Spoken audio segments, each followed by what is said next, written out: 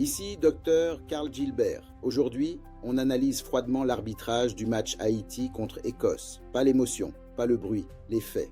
L'action la plus discutée, les deux mains de Grant Hanley dans la surface. La première en première période, bras décollés, ballon dévié.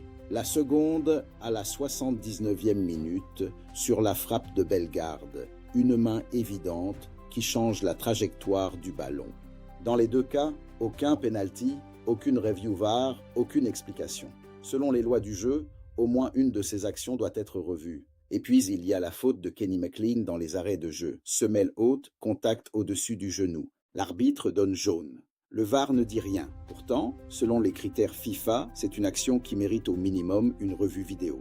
Quand on met tout ensemble, on observe un arbitrage permissif, mais surtout incohérent. Des fautes similaires, sifflées d'un côté, ignorées de l'autre. Des actions majeures non revues et un VAR totalement silencieux.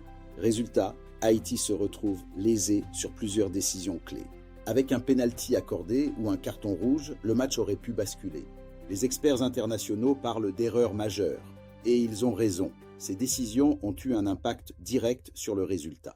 Ce n'est pas une question de favoritisme, c'est une question de cohérence, de justice sportive et de respect du jeu. Je suis Dr Karl Gilbert. On se retrouve pour la suite de l'analyse.